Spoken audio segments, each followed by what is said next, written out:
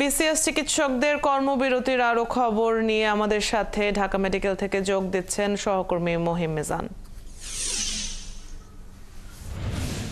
মহিম, ৩ মাসের জন্য তো স্থগিত করা হয়েছে, এখন তাহলে কি পরিস্থিতি দেখছেন? যারা দাবি জানাচ্ছিলেন তাদের সবশেষ বক্তব্য কি, আপডেট জানাবেন।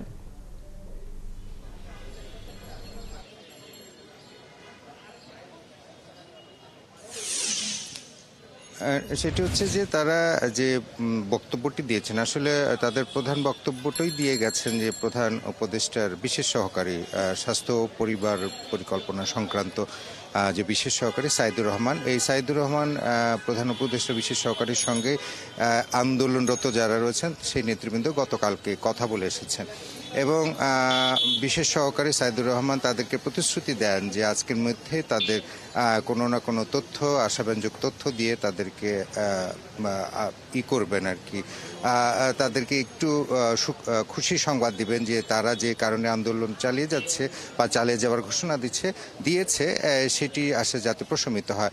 এবং আজকে সকাল থেকে যখন এই চিকিৎসক নেতৃবৃন্দ তাদের দাবিতে, দুটি দফার দাবিতে, আপনি জানেন ভূতাপেক্ষা পদোন্নতি এবং বেতন সংক্রান্ত দুটি বিষয় রয়েছে, সেই বিষয়গুলো যখন প্রধান উপদেষ্টার দরবারে তারা উপস্থাপন করে বিশেষ সহকারের কাছে, তখন তারা প্রতিশ্রুতি পায় এবং প্রতিশ্রুতির প্রেক্ষিতে তারা আজকে বেলা 12টা পর্যন্ত কর্মসূচি দিয়েছিল যে 12টার মধ্যে যদি প্রধান উপদেষ্টার বিশেষ সহকারী সাইদুর রহমান যদি তাদেরকে সেই প্রতিশ্রুতি দিতে না পারেন বা প্রতিশ্রুতির কথা এখানে এসে বলতে না পারেন, তাহলে তারা হয়তো তাদের কর্মসূচি চালিয়ে যেত। কিন্তু বিশেষ সহকারী সাইদুর রহমান এখানে এসেছেন এবং তিনি বলেছেন যে এই যে একটি জটিলতা, ভূতাপেক্ষা যারা আগে থেকে পদোন্নতি পাননি এবং যারা এখন রয়েছেন বা যারা পরবর্তীতে পাবেন সুপার নিউমেরি কী করে করা যায়, সেই সমস্তগুলো বিষয়গুলোকে আসলে একীভূত করতে এবং এটি নানানভাবে নানান দাপ্তরিক কাজ শেষ করতে প্রায় 3 মাসের মতো সময় লেগে যাবে। তো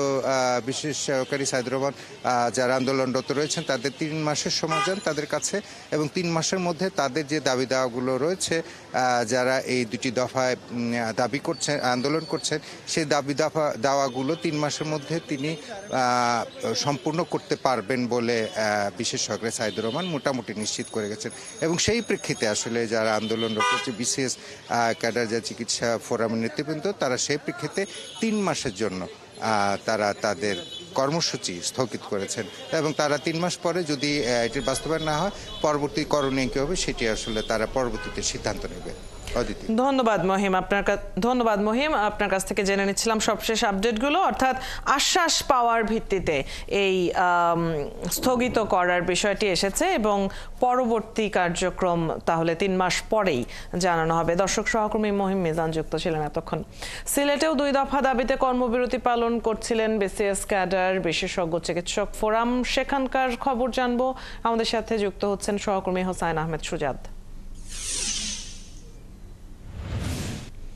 সুজাদ, আমরা ঢাকার খবর যেমনটি জানছিলাম যে এই কর্মবিরতি স্থগিত করা হয়েছে 3 মাসের জন্য, সিলেটে পরিস্থিতিটা কেমন? আর এই কর্মবিরতি প্রসঙ্গে এটি নিয়ে আসলে কোনো ধরনের ভোগান্তি হয়েছে কিনা বা যারা দাবি দাওয়া নিয়ে অবস্থান করছিলেন তাদের বক্তব্য জানাবেন।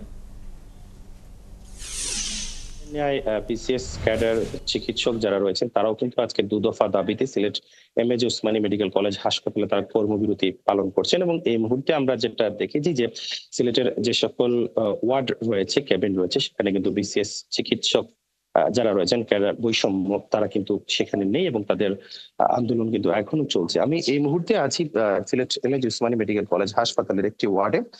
সেখানে কিন্তু ওয়ার্ডটি পেরিয়ে রোগীরা কিন্তু মেঝেতে চিকিৎসা নিচ্ছেন, তবে তাদেরকে আমরা যেটা দেখতে পাচ্ছি যে নার্স যারা রয়েছেন, ইন্টার্ন চিকিৎসক যারা রয়েছেন তারা চিকিৎসা দিচ্ছেন।